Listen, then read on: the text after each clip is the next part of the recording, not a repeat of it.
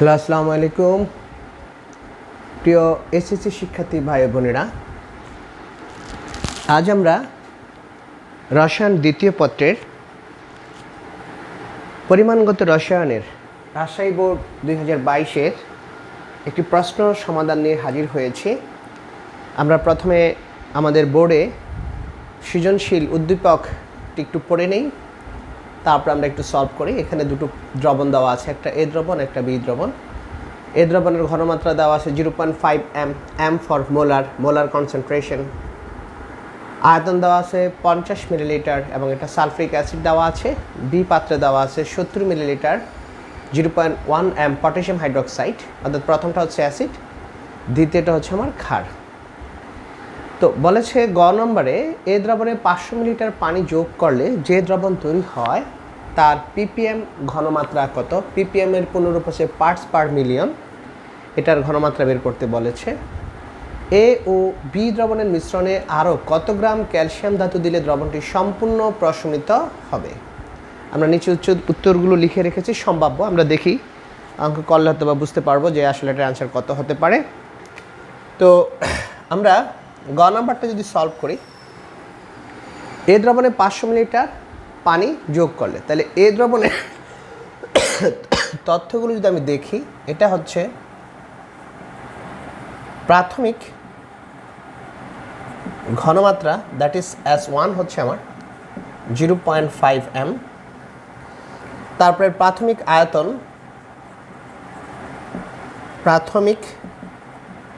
আয়তন V1, সেটা আছে আমার 50 মিলিলিটার। 500 মিলিলিটার পানি যোগ করলে এটার ঘনমাত্রাটা আমার আগের তুলনায় এটা চেঞ্জ হবে, পরিবর্তিত হবে। আয়তন পরিবর্তিত হয়েছে, সুতরাং দেখি পরিবর্তিত আয়তনটা কত।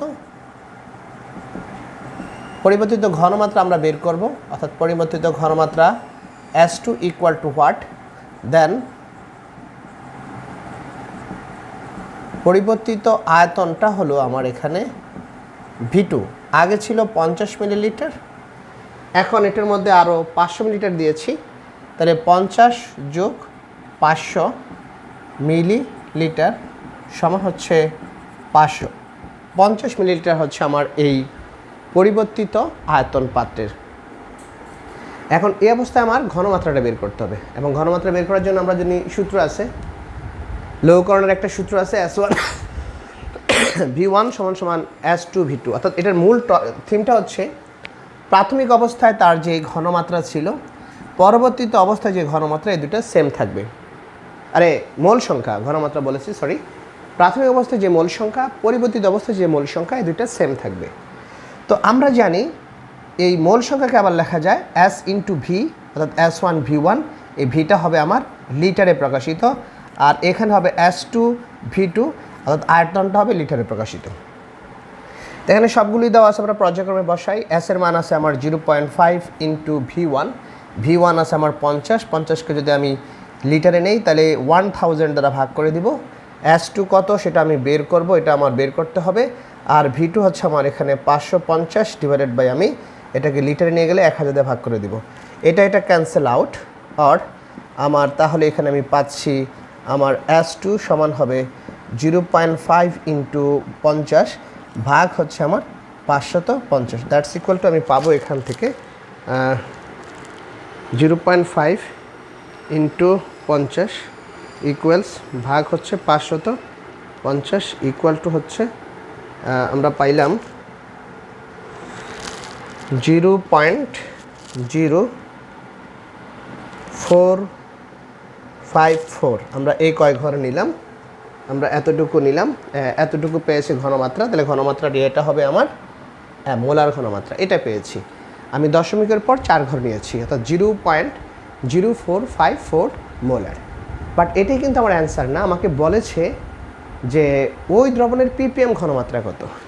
তাহলে ppm ঘনমাত্রাটা যদি আমরা একটু বের করি, আমরা ppm ঘনমাত্রা বের করার একটা সুন্দর সূত্র জানি, যে শর্টকাটে, এটা আমরা ডিটেলস আরও থিওরি আলোচনা করছি। ppm এককে শর্টকাটে যে ফর্মুলাটা ঘনমাত্রার, সেটা হচ্ছে S into m into 10 cube. অর্থাৎ ঘনমাত্রাকে তার আণবিক ভর দ্বারা গুণ করে 1000 দ্বারা গুণ করে দিলেই তার ppm একক ঘনমাত্রা পাওয়া যায়। তাহলে সেখানে আমরা পাচ্ছি 0.0454 ইন্টু সালফিউরিক অ্যাসিডের আণবিক ভর হচ্ছে 98 ইন্টু 10 কিউব, এত হবে ppm এককে তার ঘনমাত্রা। তাহলে আমরা যদি একটু দেখি 0.0454 into 98 into 1000, that's equal to 4449.2 এটা পাওয়া যায়। অর্থাৎ 4449.2 ppm। আমরা যদি কোথাও ভুল না করে থাকি একটু চেক আপ দেই, তাহলে বুঝতে পারবো যে অঙ্কটা কোথাও ভুল হলো কি না। ওকে, আচ্ছা আমরা একটু দেখি এখানে আমরা 4 ঘর নিলে এটা আসে। আমরা যদি 3 ঘর নেই, 3 ডিজিট নেই, তাহলে কি আসতে পারে? আমরা 4 ঘরে ডিজিট আসলো, 3 ঘর যদি নেই 0.045, একটু দেখি তাহলে কি হবে। দ্যাটস উইল বি আমাদের হবে s into m into 10 cube. s এর মান হচ্ছে 0.045 into 98 into 10 cube, that's equal to হবে এক্ষেত্রে 0.045 ইন্টু 98 ইন্টু 1000। হ্যাঁ, এটা নিলে হয় 4410 ppm। তো এখন লজিক হচ্ছে আমরা কত নিব। আমরা সাধারণত দশমিকের পর 3 ঘর নেই, 3 ঘর নিলে আমাদের অঙ্কটা রেজাল্ট মিলে যায়। 4 ঘর নিলেও কোনো সমস্যা নাই, মোর অ্যাকুরেট।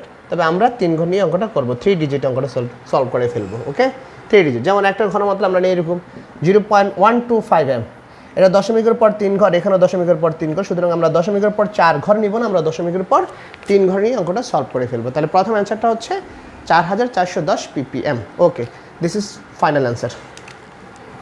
আমরা পরের অঙ্কটা সলভ করতে চাচ্ছি, গহ নাম্বার। এটা একটু আমি 2টা নিয়মে অঙ্কটা সলভ করব। হ্যাঁ, একটা হচ্ছে বড় নিয়ম, একটা শর্টকাট, একটা মেথড আছে, সেই নিয়মেও দেখাবো। তো প্রথমে আমি গহ নাম্বারটা যেটা, এ ও বি দ্রবণের মিশ্রণে আরও কত গ্রাম ক্যালসিয়াম ধাতু দিলে দ্রবণটি সম্পূর্ণ প্রশমিত হবে। তাহলে আমরা দেখি তো, প্রথমে আমরা এ দ্রবণের টোটাল মোল সংখ্যা কত আমরা সেটা বের করি। তাহলে লিখি এ দ্রবণের মোট মোল সংখ্যা, অর্থাৎ n অফ এ, সেটা হচ্ছে s ইন্টু ভি, এটা লিটারে প্রকাশিত, এটা দিলে আমি ঘনমাত্রা পেয়ে যাই। অর্থাৎ ঘনমাত্রাকে আয়তন, লিটার এককে আয়তন দ্বারা গুণ করলে মোল সংখ্যা পাওয়া যায়। তাহলে এখানে আমার ঘনমাত্রা আছে 0.5, লিখে দিলাম আমি 0.5। আয়তন আছে আমার 50, বাট 50কে আমি 1000 দিয়ে ভাগ করে এটা লিটারে নিয়ে যাব, বাকি যেটা থাকবে সেটা হবে আমার মোল সংখ্যা। তাহলে আমরা একটা দেখি এটা কত আসে। এটা হচ্ছে 0.5 ইন্টু হলো আমার 50 ইকুয়ালস ভাগ হচ্ছে 1000, সেটা হলো 0.025, অর্থাৎ 0.025 মোল। এটা আমরা একটু লিখে দিই, এটা হচ্ছে 0.025 মোল। এটা হচ্ছে প্রথম যে দ্রবণ, সে প্রথম দ্রবণের মোল সংখ্যা। এবার আমরা বের করব বি দ্রবণের মোট মোল সংখ্যা কত।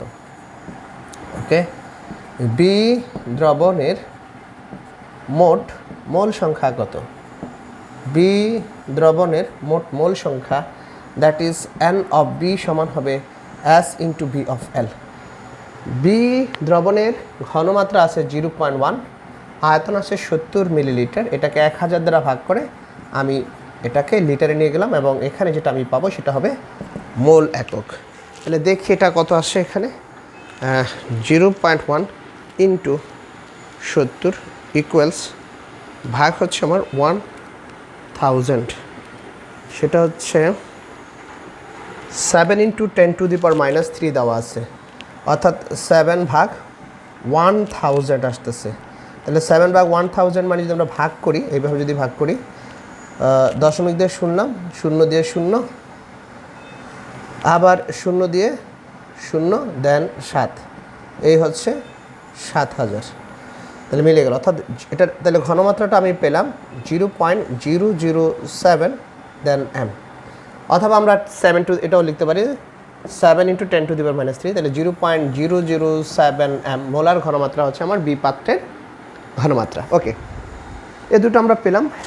এখন আমাকে দেখতে হবে এখানে বিক্রিয়া করার পর কে অবশিষ্ট আছে এবং দ্রবণটার প্রকৃতি কী, দ্রবণটার প্রকৃতিটা কী সেটাও আমাকে দেখতে হবে। দ্রবণটির প্রকৃতি দেখব। আচ্ছা, একটু খেয়াল করি, এখানে আমার প্রথমে দেওয়া আছে সালফিউরিক অ্যাসিড অর্থাৎ H2SO4।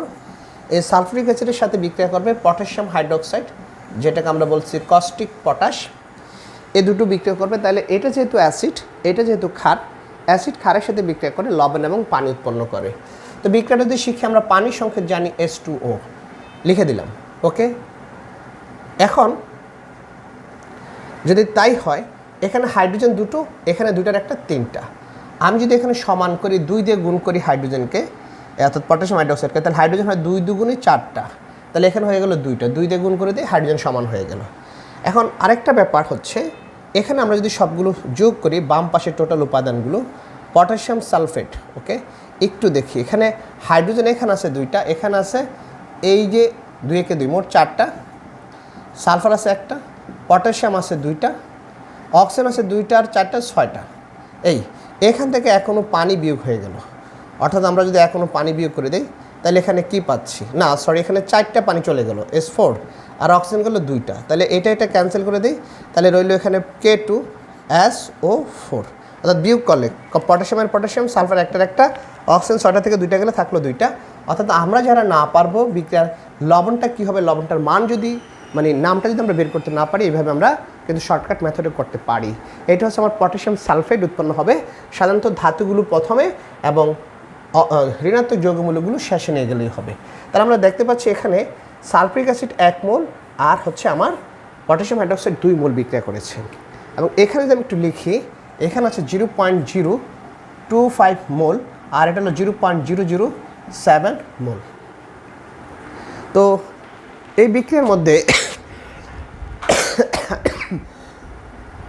আমি দেখতে পেলাম যে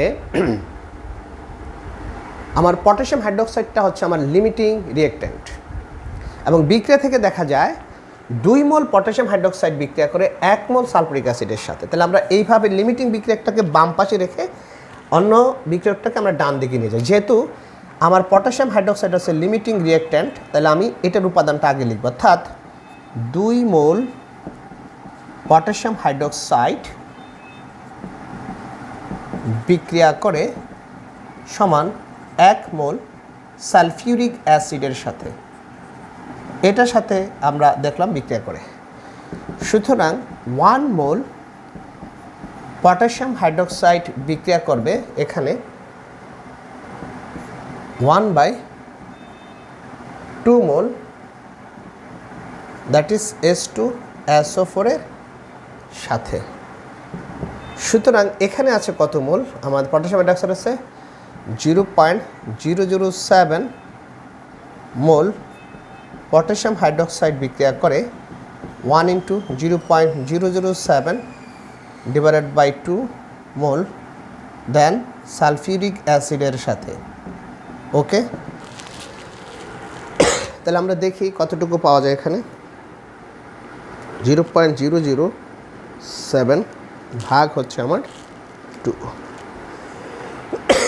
এখানে দিয়েছে তারা 3.5 × 10⁻³ অর্থাৎ 3.5 × 10⁻³ এত মোল সালফিউরিক অ্যাসিডের সাথে তারা বিক্রিয়া করে। তাহলে এখন প্রশ্ন হচ্ছে আমার টোটাল সালফিউরিক অ্যাসিড ছিল 0.025, তার থেকে 3.5 × 10⁻³ মোল সালফিউরিক অ্যাসিড বিক্রিয়া করে শেষ হয়ে যায়। তাহলে অতিরিক্ত কতটুকু থাকে, তাহলে অতিরিক্ত H2SO4 আছে, দ্যাটস ইকুয়াল টু 0.025 - 3.5 ইন্টু 10⁻³ মোল। তাহলে আমি কতটুকু পাবো যদি আমরা একটু বিয়োগ করি, 0.025 মাইনাস 3.5 ইন্টু 10⁻³ ইকুয়াল টু পাওয়া যাচ্ছে এখানে 0.025 মোল, 0.0215 মোল, অর্থাৎ এতটুকু মোল সালফ্রিক অ্যাসিডের সাথে বিক্রিয়া করে। আমরা সবাই একটু এটা লিখে নিই, কারণ হচ্ছে আমাদের নোট করে নেই, আমরা পরবর্তীতে আরেকটা অপশন আছে, আমরা একটু লিখে রাখি। সালফ্রিক অ্যাসিড, সরি এটা আছে কত এখন, এটা হলো 0.0215 মোল। ওকে, এতটুকু মোল এখন আমার আছে অতিরিক্ত। অর্থাৎ তাহলে আমরা যদি বলে, অথবা যদি বলে এ ও বি দ্রবণের মিশ্রণের প্রকৃতি অবস্থায় কত এবং বিকে মিশ্রিত করলে, তখন সেটা হবে যেহেতু সালফ্রিক অ্যাসিড বেশি আছে সুতরাং দ্রবণটি হবে অম্লীয়। ওকে, এখান থেকে পিএসওর মানও বের করতে বলা হতে পারে, আমরা সেগুলো দেখিয়েছি। আমরা সামনে আরও পরিমাণগত রসায়নের আরও ক্লাস দিব, সেখানে আরও ক্লিয়ার করে দিব। ওকে, এবার তৃতীয় স্টেপে বলছে এ ও বি দ্রবণের মিশ্রণে আরও কত গ্রাম ক্যালসিয়াম ধাতু যোগ করলে। এবার যেহেতু দ্রবণে অতিরিক্ত কী আছে, সালফ্রিক অ্যাসিড আছে, এখন কিন্তু দ্রবণে আর কোনো পটাশিয়াম হাইড্রোক্সাইড নাই, যা আছে সালফ্রিক অ্যাসিড আছে। এইবার যদি আমি ক্যালসিয়ামকে যোগ করি, তাহলে এই ক্যালসিয়াম সালফ্রিক অ্যাসিডের সাথে বিক্রিয়া করবে, অর্থাৎ আমার এই ক্ষেত্রে যে বিক্রিয়াটা হবে সেটা হবে এরকম, calcium plus sulphuric acid equal to what, এটা হবে। আমরা লিখে রেখেছি এটা কতটুকু আছে, 0.0215 মোল। আমরা সুন্দর করে লিখে রাখলাম, এটা আমাদের এই ডাটাটা আমাদের কাজে লাগবে। এখন আমাদের প্রশ্ন হলো, এই যে এখানে ক্যালসিয়াম যদি সালফ্রিক অ্যাসিডের সাথে বিক্রিয়া করে তাহলে সেক্ষেত্রে কী উৎপন্ন হতে পারে, সেক্ষেত্রে কী উৎপন্ন হবে। তবে এই ক্ষেত্রে আমাদের একটা জিনিস জানতে হবে, আমরা জানি যে সকল সক্রিয় ধাতু, মানে হাইড্রোজেন সক্রিয়তা সিরিজে যে সমস্ত মৌলগুলোর অবস্থান হাইড্রোজেনের উপরে, সে সকল মৌলগুলো অ্যাসিড থেকে হাইড্রোজেনকে প্রতিস্থাপন করে এবং এভাবে লবণ উৎপন্ন করে। এবং সেটা যদি আমি একটু বলি, সেটা কিভাবে, আমরা জানি সক্রিয়তা সিরিজ হচ্ছে কে না কে ম্যাকগাইভার এলে যেন ফিরে পাবে হায় কোথায় হাজি আজি পিটাবে আমাকে। ওকে, আমরা যদি একটু দেখি, আমরা একটা সক্রিয়তা সিরিজ লিখে ফেলেছি এখানে, কে না কে ম্যাকগাইভার এলে যেন ফিরে পাবে হায় কোথায় হাজি আজি পিটাবে আমাকে। এখানে এই যে হাইড্রোজেন, এই হাইড্রোজেনের উপরে যে মৌলগুলি আছে এদের সক্রিয়তা বেশি, আর নিচে যারা আছে তাদের সক্রিয়তা কম। এখানে আমরা দেখতে পাচ্ছি ক্যালসিয়ামের অবস্থান সক্রিয়তা সিরিজে হাইড্রোজেনের উপরে, এই জন্য এই ক্যালসিয়াম কী করবে, হাইড্রোজেনকে অ্যাসিড থেকে সরিয়ে দিয়ে তার জায়গাটা সে দখল করে নেবে এবং হাইড্রোজেনটা গ্যাস হিসেবে বের হয়ে যাবে। বাট যারা হাইড্রোজেনের নিচে আছে তারা এটা করতে পারে না, সেক্ষেত্রে তাদের বিক্রিয়াটা হবে নো রিঅ্যাকশন। যা হোক, এটা আমরা আমাদের 9th 10th ক্লাসে আমরা শিখে এসেছি, এগুলো আমরা আবার একটু জেনে নিলাম যে এই ক্ষেত্রে বিক্রিয়াটা কেন ঘটলো। ওকে, এবার আমরা দেখি যে আমাকে বলছে এ ও বি দ্রবণের মিশ্রণে আরও কত গ্রাম ক্যালসিয়াম ধাতু দিলে দ্রবণটি সম্পূর্ণ প্রশমিত হবে। এখন আমার এখানে এটার মোল সংখ্যা আমি জানি, যেটা অতিরিক্ত ছিল 0.0215 মোল, এটা আছে। আমাকে বেরও করতে হবে ক্যালসিয়াম ধাতু কতটুকু লাগবে। তাহলে আমরা তো জানি না যে অ্যাকচুয়ালি এটার মোল সংখ্যা কত। ওকে, আচ্ছা, আমরা তো জানি না। তাহলে আমরা যদি বিক্রিয়াটা সমাধান করাই, হাইড্রোজেন দুটো ক্যালসিয়াম একটা সালফেট একটা, তাহলে আমরা দেখলাম দুই পাশে তাদের মোল সংখ্যা 1। তাহলে আমি লিখতে পারি এইভাবে যে 1 মোল সালফিউরিক অ্যাসিড বিক্রিয়া করে সমান 1 মোল ক্যালসিয়াম এর সাথে। ওকে, তাহলে 0.0215 মোল সালফিউরিক অ্যাসিড বিক্রিয়া করবে বেশি, অর্থাৎ এটা হবে 0.0215 মোল ক্যালসিয়ামের সাথে। তাহলে আমরা গুণ করলে এটাই পাবো, 0.0215 মোল ক্যালসিয়ামের সাথে। তাহলে আমি দেখলাম আমার সালফ্রিক অ্যাসিডের সাথে ক্যালসিয়াম যে বিক্রিয়াটা করে সেই ক্যালসিয়ামের পরিমাণও হলো আমার 0.0215 মোল। তাহলে মোল সংখ্যা পেয়ে গেছি। এখন আমাকে বের করতে হবে এই ক্যালসিয়ামের ভর কত ছিল, বলছে কত গ্রাম ক্যালসিয়াম ধাতু। তাহলে আমরা আরেকটা সূত্র জানি, মোল সংখ্যার সাথে ভরের সম্পর্ক N সমান W/M, অর্থাৎ W সমান N ইন্টু M আমরা লিখতে পারি। তো N তো আমি পাইলাম এখানে 0.0215। এবার ক্যালসিয়ামের পারমাণবিক ভর কত? এখানে কিন্তু কোনো ক্রমে আণবিক ভর বলা যাবে না, যেহেতু ক্যালসিয়ামটা এখানে পরমাণু হিসেবে ব্যবহৃত হয়েছে। আমরা জানি ক্যালসিয়ামের পারমাণবিক ভর হচ্ছে 40। তাহলে 40 দিয়ে গুণ করলে টোটাল কতটুকু আমার লাগবে সেটা আমি বের করে ফেলতে পারবো। তাহলে দেখি 0.0215 into 40, that's equal to answer হচ্ছে 0.86 গ্রাম। একদম একজ্যাক্ট ভ্যালু বের হয়ে গেছে 0.86 গ্রাম। এটা হচ্ছে আমার ফাইনাল অ্যান্সার। তাহলে আমরা দুটো অঙ্কই করতে পারলাম। এবার আমি এখানে এই অঙ্কটা একটা শর্টকাট প্রসেসে বলেছি করব। একটা প্রথম মেথডে আমি করে ফেললাম, এবার আমি সেকেন্ড মেথড করবো। এটা খুবই শর্টকাট মেথড। আমরা শর্টকাট মেথডটা দিয়ে দেখি অঙ্কটা কীভাবে সলভ করা যায়, একটু খেয়াল করি সবাই। আসি আমরা দ্বিতীয় মেথডে যাব। দ্বিতীয় মেথডটা হচ্ছে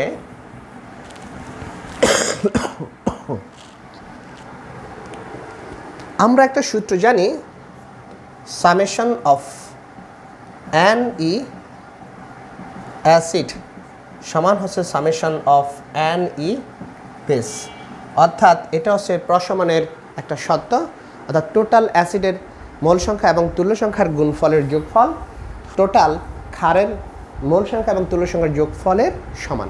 এই বেসিসতেই আমি অঙ্কটা সলভ করে ফেলবো। এখানে অ্যাসিড কে কে আছে? অ্যাসিড শুধু একটাই আছে, সেটা হচ্ছে আমার সালফ্রিক অ্যাসিড। তাহলে N of H2SO4 into E of H2SO4। ওকে, এখানে আর কোনো অ্যাসিড নাই।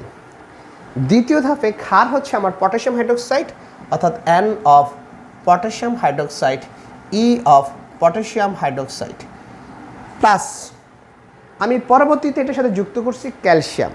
আমরা জানি ধাতুগুলো সাধারণত ক্ষারের মতোই আচরণ করে, কারণ ধাতুর অক্সাইডগুলো তো ক্ষারীয়, এই কারণে এটা আমরা ক্ষারের মধ্যে ফেলে দিব। তাহলে দ্যাট উইল বি, তাছাড়া আমরা একটু আগে দেখলাম যে এখানে অতিরিক্ত যে অ্যাসিড ছিল সেটা বিক্রিয়া করছে কার সাথে? ক্যালসিয়ামের সাথে বিক্রিয়া করেছে। একটু আগে আমরা দেখলাম ক্যালসিয়ামের সাথে সালফ্রিক অ্যাসিড বিক্রিয়া করে সেখানে সে উৎপন্ন করেছিল ক্যালসিয়াম সালফেট প্লাস হাইড্রোজেন। তাহলে এটা তো লবণ।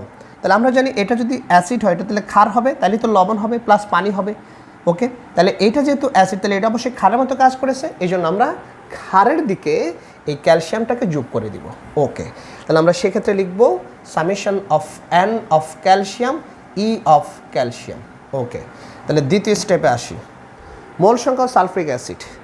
তো এখানে দেখব কি কি আছে। এখানে আমার মোল সংখ্যাতে আমি জানি মোল সংখ্যাকে আমি কনভার্ট করতে পারি, একটা সূত্র আছে N সমান S into V of L, এই সূত্রে কনভার্ট করতে পারি।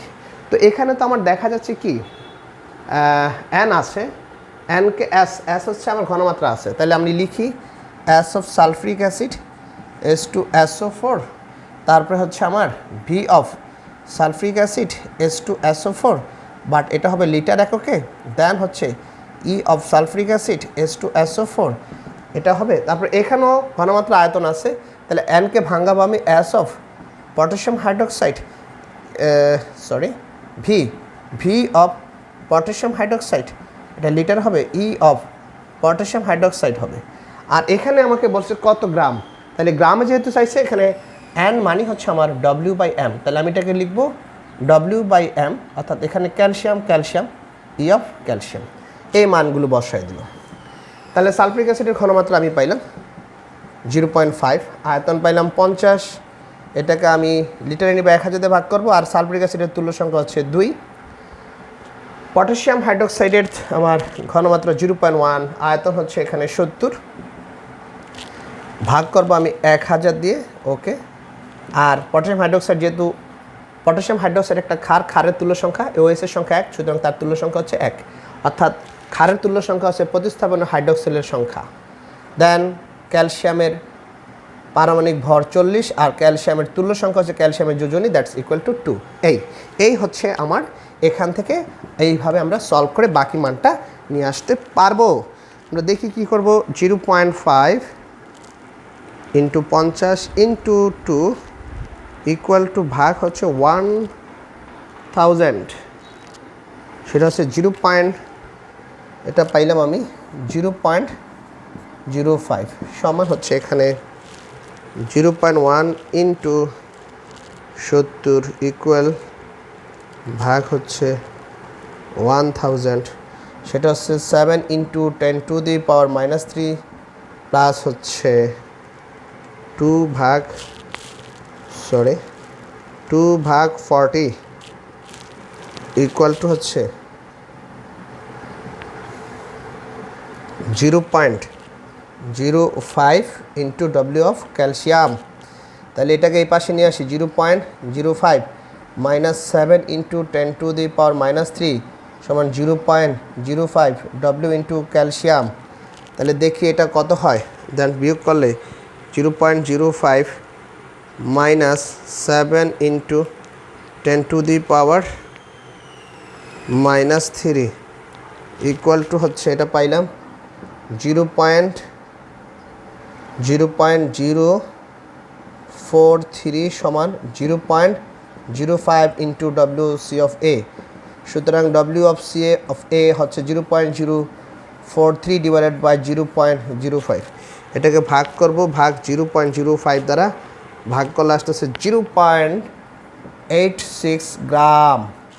সুতরাং আমার দুইভাবেই অঙ্কটা করা যায়, দুইভাবে অঙ্কটা সলভ হয়ে গেল। সুতরাং এই অঙ্কটা যেইভাবে ভালো বুঝে আমরা রিকোয়েস্ট করবো সে সেইভাবে যাতে অঙ্কটা সলভ করে দেয়। তো আমরা আমাদের নেক্সট সেশনে পরবর্তী আরেকটা ক্লাস নিয়ে হাজির হব। আমরা এখানে সমাপ্ত করছি। আল্লাহ হাফিজ।